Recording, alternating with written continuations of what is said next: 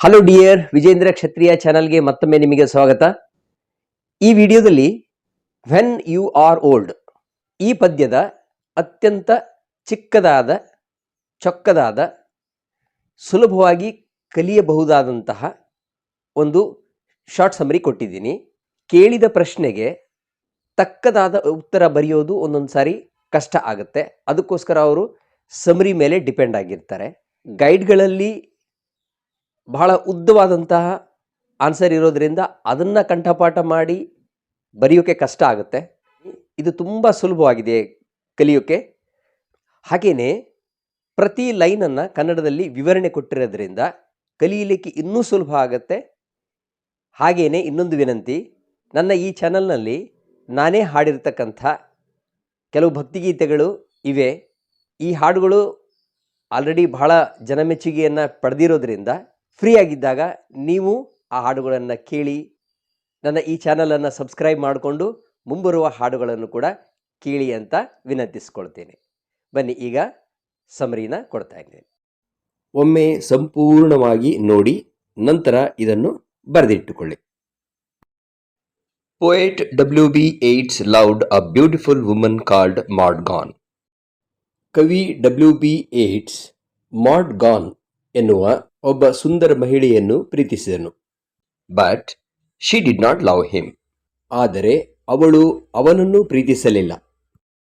So to make her understand his deep love, ಆದ್ದರಿಂದ ತನ್ನ ಆಳವಾದ ಪ್ರೀತಿಯನ್ನು ಅವಳಿಗೆ ಮನದಟ್ಟು ಮಾಡಲು he gives a book of poems written by him. ತಾನು ಬರೆದ ಕವಿತೆಗಳ ಒಂದು ಪುಸ್ತಕವನ್ನು ಅವನು ಕೊಡುತ್ತಾನೆ.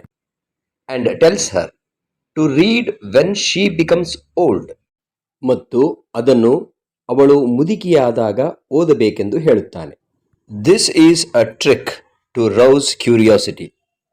ಇದು ಕುತೂಹಲವನ್ನು ಕೆರಳಿಸುವಂತಹ ಒಂದು ತಂತ್ರಗಾರಿಕೆಯಾಗಿದೆ. When she reads, she would know that his love was genuine while other men's love was fake.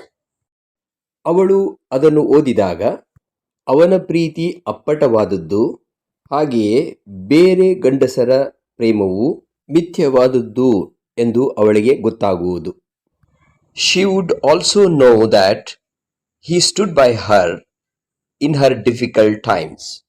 ತನ್ನ ಕಷ್ಟದ ಸಮಯದಲ್ಲಿ ಅವನು ಅವಳೊಂದಿಗೆ ನಿಂತಿದ್ದ ಎಂಬುದು ಕೂಡ ಅವಳಿಗೆ ಗೊತ್ತಾಗುವುದು. Then, in her old age, she would regret that she lost a true love. ಆಗ ಅಂದರೆ ಅವಳ ಮುಪ್ಪಿನ ಕಾಲದಲ್ಲಿ ತಾನು ಒಂದು ನಿಜವಾದ ಪ್ರೀತಿಯನ್ನು ಕಳೆದುಕೊಂಡೆ ಎಂದು ಪರಿತಪಿಸುವಳು ಅಥವಾ ಪಶ್ಚಾತ್ತಾಪ ಪಡುವಳು.